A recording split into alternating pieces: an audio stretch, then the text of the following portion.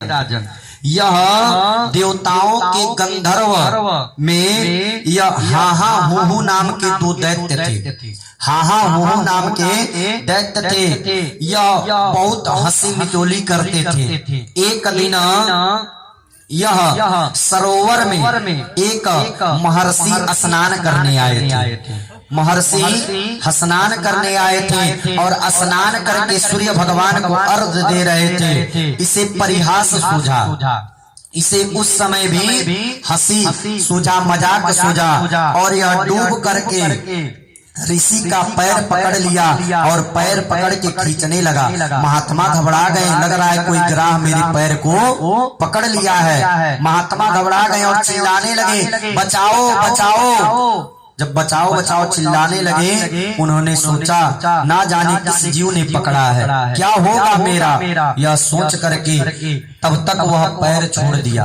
पैर छोड़ा तो महात्मा तुरंत भाग कर बाहर गए। तब तक यह हंसता हुआ उसी में से बाहर निकला। जब हंसता हुआ बाहर निकला तो महात्मा को क्रोध आ गया। कहा, स्नान करते हुए भी तुझे मजाक सूझ रहा था, तुझे परिहास सूझ रहा था। जा तू इस प्रकार मेरे साथ व्यवहार किया जैसे कोई ग्राह करता है, तू जा अगले जन्म में ग्राह हो जा।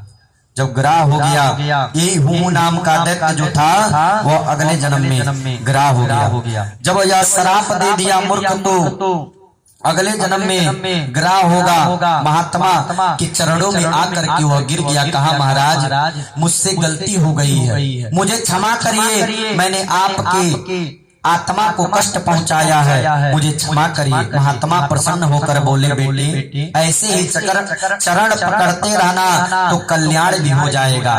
आज इसने हाथी का पैर इसीलिए पकड़ा कि मेरा उद्धार अगर होगा तो पैर पकड़ने से ही होगा, इसीलिए यह गजराज का पैर पकड़ा था।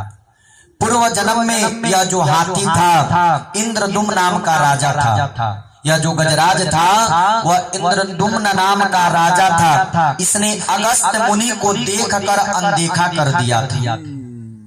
अगस्त मुनि को देखकर अनदेखा कर दिया, प्रणाम भी नहीं किया था। तो अगस्त जी क्रोधित हो गए कि अगस्त जी जा रहे हैं और बस यह सर हिला रहा है, प्रणाम भी नहीं कर रहा है। तो अगस्त जी क्रोधित होकर श्राप दे दिए कि हे दुष्ट, जा तू अगले जन्म में गजराज हो जा। इतना अभिमानी है कि मुझे देखकर प्रणाम भी नहीं कर रहा है, अपना सर हिला रहा है जैसे कोई मतवाला हाथी हिलाता है। यही कारण है कि यह जो गजराज हुआ था इंद्रदुम्न नाम का राजा था, इस जन्म में गजराज हुआ है। जब इसे अगस्त ऋषि ने श्राप दे दिया तो यह लगा उनके चरणों में गिर करके क्षमा मांगने, अरे महात्मा मेरा कुछ ऐसा भाव नहीं था, आपको कष्ट पहुंचाना मेरा भाव नहीं था। जब यह विनय करने लगा तो अगस्त मुनि क्षमा कर दिए और कहा, अच्छा जाओ, अगले जन्म में हाथी तो बनोगे लेकिन तुम्हारा भक्ति और भजन संस्कार इतना अच्छा होगा कि तुम्हारा उद्धार करने नर नारायण को आना पड़ेगा। यही कारण है कि इस गज ग्राह का उद्धार करने स्वयं नर नारायण आए थे। यह बात राजा परीक्षित को सुखदेव जी बताए। प्रेम से बोले वृंदावन बिहारी लाल की। यूं मां कहूं मैं अनुभव अपना, असत हरि भजन जगत सब सपना। इतनी कथा सुखदेव जी राजा परीक्षित को बताए। सुखदेव जी ने कहा कि हे राजन, एक बार दुर्वासा ऋषि